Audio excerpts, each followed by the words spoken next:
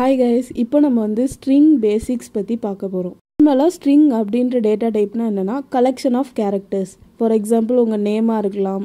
Collection of கேரக்டர்ஸை save பண்ணுறதுக்கு use பண்ணுற டேட்டா டைப் பேர் தான் ஸ்ட்ரிங்ஸ். சரியா? அதில் வந்து நிறைய மெத்தட்ஸ் இருக்குது ப்ரீடிஃபைன்டாக. அந்த மெத்தட்ஸ்லாம் நம்ம எப்படி யூஸ் பண்ணுறது அப்படின்றத பார்க்கலாம். இப்போ நான் ஒரு ஸ்ட்ரிங் வேரியபிள் கொடுத்துக்கிறேன். அதுக்குள்ளே வெல்கம் அப்படின்ற ஒரு வேல்யூ இனிஷியலைஸ் பண்ணியிருக்கேன். இப்போ நான் சிஸ் அவுட் போட்டுக்கிறேன். இப்போது ஸ்ட்ரிங்கில் வந்து எத்தனை கேரக்டர்ஸ் இருக்குது அப்படின்றத நம்ம கண்டுபிடிக்கணும். அதை எப்படி கண்டுபிடிக்கணும் அப்படின்னா, நார்மலாக பார்க்கும்போது அதில் நிறைய ஸ்டெப்ஸ் போயிட்டுருக்கும். ஆனால் ப்ரீடிஃபைன்டாக ஸ்ட்ரிங்ஸில் வந்துட்டு ஒரு மெத்தடே இருக்குது. என்னென்னா .length அப்படின்ற மெத்தட். இந்த மெத்தட் நீங்கள் கால் பண்ணாலே உங்களுக்கு அதில் எத்தனை கேரக்டர்ஸ் இருக்குது அப்படின்றது தெரிஞ்சிடும். நெக்ஸ்ட் மெத்தட் என்ன பார்க்க போகிறோன்னா அப்பர் கேஸ். இந்த அப்பர் கேஸ் என்ன பண்ணோம் அப்படின்னா, அந்த நேமில் உள்ள எல்லா கேரக்டர்ஸையும் கேபிட்டல் லெட்டர்ஸாக கன்வெர்ட் பண்ணி கொடுத்துரும். யூஸ்வலாக இதுக்கு வந்து நம்ம ஃபார் லூப் போட்டு பண்ணுவோம். ஆனால் இதில் வந்து டைரெக்டாக மெத்தட் இருக்கிறதுனால அடிஷ்னல் கோட்ஸ்லாம் நம்மளுக்கு வந்து ரெடியூஸ் ஆகும். அதே மாதிரி தான் லோவர் கேஸ்னால் எல்லா லெட்டர்ஸையும் லோவர் கேஸாக கன்வெர்ட் பண்ணிடும்.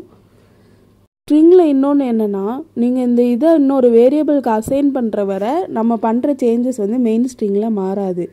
இப்போ நான் வந்து நேம் டு அப்பர் கேஸ் கொடுத்துருக்கேன் இல்லையா, அதில் வந்து கேபிட்டல் லெட்டர்ஸாக கன்வெர்ட் ஆயிருமா? ஆனால் அந்த கன்வெர்ட் ஆனது வந்து அந்த நேம் வேரியபிள்குள்ளே சேவ் ஆகாது. ஆல்ரெடி இருக்கிற வெல்கம் தான் அந்த இதுக்குள்ளே இருக்கும். நெக்ஸ்ட் ஸ்டெப்பில் லோவர் கேஸாக கன்வெர்ட் பண்ணியிருக்கேன்னா அது வந்து அதே நேம்குள்ளே இருக்குல்ல, நம்ம கொடுத்துருக்கோம் இன்புட் இருக்குல்ல, அதையே தான் எடுத்து கன்வெர்ட் பண்ணும். முந்தின ஸ்டெப்பில் உள்ளதை எடுத்துக்காது.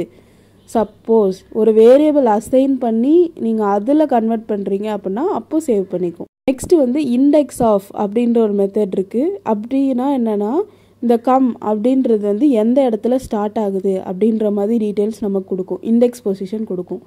இப்போ பார்த்துக்கிட்டிங்கன்னா லென்த் வந்து 7 இருக்கா, இந்த ஸ்ட்ரிங் லென்த் வந்து நமக்கு 7 தானே, அது பிரிண்ட் ஆயிடுச்சா, அதுதான்.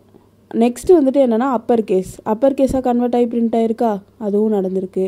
நெக்ஸ்ட்டு லோவர் கேஸும் நடந்திருக்கு நமக்கு. நெக்ஸ்ட்டு என்ன நடந்திருக்கு, இண்டெக்ஸ் கண்டுபிடிச்சிருக்கோம். இண்டெக்ஸ் எங்கே ஸ்டார்ட் ஆகுது, 0லேருந்து ஸ்டார்ட் ஆகும். W வந்து 0ல் இருக்குது, E வந்து 1ல் இருக்குது, L வந்து 2ல் இருக்குது, C வந்து 3ல் இருக்குது. அந்த பொசிஷன் நமக்கு பிரிண்ட் ஆகுதா? அதே மாதிரி இப்படி நிறைய மெத்தட்ஸ் இருக்குதுங்க. நீங்கள் வந்து இந்த மெத்தட்ஸ்லாம் யூஸ் பண்ணி உங்களுக்கு கேல்குலேஷன்ஸ் பண்ணிங்கன்னா ஈஸியாக முடிஞ்சிடும். ஆக்சுவலி இது வந்து எதுக்குன்னா, நம்மளுக்கு நிறைய லைன்ஸ் ஆஃப் கோட் போகாமல் கம்மி பண்ணும். அதுக்கு தான் இந்த மெத்தட்ஸ் எல்லாமே. இப்போ பார்த்திங்கன்னா கேரட் அப்படின்ற மெத்தட் என்ன இருக்குன்னா, நம்ம கொடுக்குற இண்டெக்ஸ் பொசிஷனில் வந்துட்டு என்ன கேரக்டர் இருக்கோ அந்த கேரக்டர் பிரிண்ட் ஆகும். இப்போ நான் 0ன்னு கொடுத்துருக்கேன்னா அப்போ வந்து என்ன பிரிண்ட் ஆகும், W பிரிண்ட் ஆயிருக்கா. அதே மாதிரி தாங்க இதுவும் நீங்கள் யூஸ் பண்ணிக்கலாம். இது மாதிரி கம்பேர் டு இக்னோர் கேஸ் அப்படின்னா என்னென்னா, 2 ஸ்ட்ரிங்கையும் கம்பேர் பண்ணி அதோட பொசிஷன்ஸை கேல்குலேட் பண்ணும். இப்போ ஃபார் எக்ஸாம்பிள் W ஒரு இதில் இருக்குது, இன்னொரு இதில் வந்துட்டு எஸ்ஸில் ஸ்டார்ட் ஆகுது அப்படின்னா அதை ரெண்டுத்தையும் மைனஸ் பண்ணி பார்க்கும். அதோட ஆஸ்கி வேல்யூ மைனஸ் பண்ணும்போது கிடைக்கிற வேல்யூவை ரிட்டர்ன் பண்ணும். இப்போ சப்போஸ் ஃபஸ்ட்டு கேரக்டர் 2 ஈக்குவலாக இருக்குது அப்படின்னா செகண்ட் கேரக்டரை கம்பேர் பண்ணி பார்க்கும். அது ரெண்டுத்தையும் மைனஸ் பண்ணும்போது என்ன வேல்யூ கிடைக்குதோ அதை ரிட்டர்ன் பண்ணும். அதுதான் இந்த கம்பேர் டுவோட லாஜிக். இப்போ 2 ஸ்ட்ரிங் எடுத்துக்கிறோம், வெல்கம்னே எடுத்துக்கிறோம். அப்போ ரெண்டுத்தையும் கம்பேர் பண்ணி பார்த்தா வேல்யூ என்ன கிடைக்கும், 0 கிடைக்கும். ஏன்னா ரெண்டுமே ஈக்குவல். இப்போ 0 வந்து பிரிண்ட் ஆகிடுச்சு. இப்போ நான் என்ன பண்ணிக்கிறேன்னா, ஸ்ட்ரிங் 2 வந்து நான் சேஞ்ச் பண்ணிக்கிறேன். வெறும் கம் அப்படின்றது மட்டும் வச்சுக்கிறேன். இப்போ வந்து என்ன கிடைக்கும்னா -12 கிடைக்கும். இது எப்படி அப்படின்னா, இந்த டபிள்யூவும் சியும் இருக்கு இல்லையா, அதை வந்து கம்பேர் பண்ணும். இப்போது கேபிட்டல் டபிள்யூவோட ஆஸ்கி வேல்யூ வந்து 87, அதே மாதிரி ஸ்மால் சியோட ஆஸ்கி வேல்யூ வந்துட்டு 99. அது ரெண்டுத்தையும் மைனஸ் பண்ணால் -12. அதுதான் நம்மளுக்கு ஆன்சர் கிடச்சிருக்கு. இதே மாதிரி கண்டென்ட் ஈக்குவல்ஸ் அப்படின்ற ஒரு மெத்தட் இருக்குது. அது என்ன செக் பண்ணோன்னா, இப்போ இதில் கொடுத்துருக்க வேல்யூவும் அந்த நேம் 1ல் கொடுத்துருக்க வேல்யூவும் ஈக்குவலாக இருக்கா அப்படின்னு செக் பண்ணும். இல்லை, ஸோ வந்து ஃபால்ஸ் வந்துச்சு. இப்போ பார்த்துக்கிட்டிங்கன்னா 2 இதுலேயும் நான் வெல்கம் கொடுத்ததுக்கப்புறம் என்ன வந்திருக்கு, ட்ரூ வந்திருக்கு. இப்போ நான் என்ன பண்ண போகிறேன்னா, நியூ ஸ்ட்ரிங் வச்சு ஒரு வேரியபிள் க்ரியேட் பண்ணி அதில் வந்து வேல்யூ இனிஷியலைஸ் பண்ண போகிறேன். இப்போ ரன் பண்ணால் என்ன வரும், ட்ரூ தான் வரும். வருதா? ஏன் அப்படி சொல்கிறேன்னா, இப்போ வந்து நார்மல் ஈக்குவல் டு அப்படின்னு போட்டிங்கன்னா ஃபால்ஸ் காமிக்குதா? இது வந்து எதனால் அப்படின்னா, இந்த நியூ ஸ்ட்ரிங் அப்படின்னு கொடுத்தாலே அது வந்து புது அட்ரஸ் தான் அதுக்கு வந்து க்ரியேட் பண்ணி அதில் சேவ் பண்ணும். ஸோ வந்துட்டு நமக்கு என்ன இது செக் பண்ணாலுமே டபுள் ஈக்குவல் டு வந்து அதோட அட்ரஸை மட்டும்தான் செக் பண்ணுமே தவிர்த்து வேறு எதுவும் பண்ணாது. சப்போஸ் இதுவே டாட் ஈக்குவல்ஸ் கொடுத்தாலுமே உங்களுக்கு வந்து ட்ரூ அப்படின்னு தான் காமிக்கும். ஏன் அப்படின்னா அது வந்துட்டு கண்டென்ட்டை செக் பண்ணுற மாதிரி தான். இப்போ நான் வெல்கமில் வந்துட்டு சேஞ்சஸ் பண்ணிவிட்டு இப்போ ரன் பண்ணி பார்க்குறேன், ஃபால்ஸ் வருது. இப்போ அவுட்புட் கிளியராக தெரியணுன்றதுக்காக மேலே உள்ளதெல்லாம் கமெண்ட் பண்ணிக்கிட்டேன். இப்போது திருப்பி செக் பண்ணி பார்ப்போம். ஓகேவா? இந்த ஈக்குவல்ஸ் வந்துட்டு என்ன பண்ணுன்னா அட்ரஸை செக் பண்ணுவோங்க. அதே மாதிரி ஈக்குவல்ஸ் இக்னோர் கேஸ் அப்படின்னு ஒன்று இருக்குது. இப்போது அது என்ன பண்ணும் அப்படின்னு பார்க்கலாம். அது என்ன பண்ணுன்னா ஃபஸ்ட்டு ஸ்ட்ரிங்கில் நீங்கள் பார்த்துக்கிட்டிங்கன்னா எல்லாமே நார்மல் வேல்யூஸ் இருக்குது. செகண்ட் ஸ்ட்ரிங்கில் வந்துட்டு ஒன்று கேப்ஸ் லெட்டரும் ஒன்று ஸ்மால் லெட்டரும் அப்படி மாற்றி மாற்றி கொடுத்துருக்கேன். இப்போ நம்ம ரெண்டுத்தையும் கம்பேர் பண்ணும்போது ட்ரூ நமக்கு வேல்யூ கிடைக்கிது. இது என்னன்னா ஈக்குவல்ஸ் இக்னோர் கேஸ் வந்துட்டு கேஸ் இன்சென்சிட்டிவ்.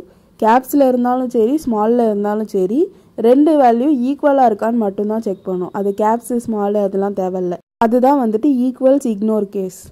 நம்ம வந்துட்டு கன்கேட்னேஷன் பார்க்க போகிறோம். கன்கேட்னேஷன் அப்படின்னா என்னென்னா ரெண்டு ஸ்ட்ரிங் வேல்யூவும் சேர்த்து டிஸ்பிளே பண்ணுறது தான் கன்கேட்னேஷன்.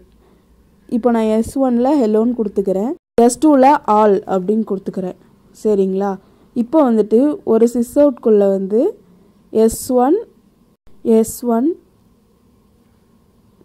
ப்ளஸ் ஸ்பேஸ் கொடுத்துட்டு S2 இது ரெண்டுத்தையும் நான் பிரிண்ட் பண்ணிக்கிறேன். நெக்ஸ்ட்டு சிஸ் அவுட் கொடுத்துட்டு S1 டாட் கன்கேட் S2 அப்படின்னு கொடுத்துக்கிறேன். இப்போ ரன் பண்ணி பார்க்கலாம். ஓகே, நம்மளுக்கு என்ன இருக்குது? ஃபஸ்ட் இதில் நம்ம கொடுத்த ஸ்பேஸ் அப்படியே வந்திருக்கு. செகண்ட் இதில் சேர்ந்து வந்திருக்கு. கன்கேட்னேஷன் என்னென்னா ரெண்டுத்தையும் ஜாயின் பண்ணி கொடுக்குறது. தனித்தனி வேரியபிளாக கொடுக்காம நீங்கள் வந்து கன்கேட் அப்படின்ற மெத்தட் யூஸ் பண்ணி கொடுத்துட்டா வேல்யூஸ் ஜாயின் ஆகி கிடச்சிரும். இப்போ நான் காமிச்சது எல்லாமே சின்ன சின்ன கான்செப்ட்ஸ் தான். பட் உங்களுக்கு ப்ராஜெக்ட்டுன்னு வரும்போது இது ரொம்ப ஹெல்ப்ஃபுல்லாக இருக்கும். சின்ன லூப்பில் உங்களுக்கு தேவைப்படலாம். இப்போ நம்ம பார்த்தது எல்லாமே ஸ்ட்ரிங்ஸ் வச்சு மட்டும்தான். சப்போஸ் இந்த ஸ்ட்ரிங்ஸ் கூட நம்பரை ஆட் பண்ணணும் அப்படின்னா வந்துட்டு இந்த கன்கேட்னேஷன் ஒர்க் ஆகுமா அப்படின்னு நம்ம பார்க்க போகிறோம். நான் ஃபஸ்ட்டு ஒரு ஸ்ட்ரிங் வேரியபிள் எடுத்துக்கிறேன். இதில் வந்துட்டு 100 அப்படின்றத வந்துட்டு நான் சேவ் பண்ணிக்கிறேன். நெக்ஸ்ட்டு இன்னொரு ஸ்ட்ரிங் வேரியபிள் எடுத்துக்கிறேன். அதை வந்துட்டு 200 அப்படின்றத சேவ் பண்ணிக்கிறேன். இப்போது சிஸ் அவுட் போட்டுட்டு எக்ஸ் ப்ளஸ் ஒய் அப்படின்னு நம்ம கொடுத்துக்க போகிறோம். இப்போ நான் சிஸ் அவுட்குள்ளே டைப் பண்ணிக்கிறேன் எக்ஸ் ப்ளஸ் ஒய். இப்போ ரன் பண்ணி பார்த்தா நமக்கு வந்து 100 200 அப்படின்னு கிடைக்கிது. கன்கேட்னேஷன் நடந்திருக்கு. சரிங்களா? இப்போ நான் என்ன பண்ணிக்கிறேன் அப்படின்னா இதில் வந்துட்டு ஸ்ட்ரிங் அப்படின்ற ஒரு வேல்யூவை நான் கொடுத்துக்க போகிறேன். இப்போ பார்த்தீங்கன்னா ஸ்ட்ரிங் 200 அப்படின்றது நமக்கு கிடச்சிருக்கு. இப்போது இந்த இதை நான் சேஞ்ச் பண்ணிக்கிறேன். நான் ஸ்ட்ரிங்குன்ற ஒரு டேட்டா டைப்ன்றதுனால ஹெலோ வச்சுக்கிறேன். ஹெலோ 200 அப்படின்னு கொடுத்துக்கலாம். இப்போ நான் வந்து ஒரு இன்டீஜர் வேரியபிள் டிக்ளேர் பண்ணிக்கிறேன். இதோட வேல்யூ நான் வந்து 300 அப்படின்னு இனிஷியலைஸ் பண்ணிக்கிறேன். இதுலையும் ப்ளஸ் ஐ அப்படின்னு இன்க்ளூட் பண்ணிக்கிறேன். இப்போ என்ன பிரிண்ட் ஆகும் அப்படின்னா ஹெலோ 200 300 இந்த பிரிண்ட் ஆயிருக்கா?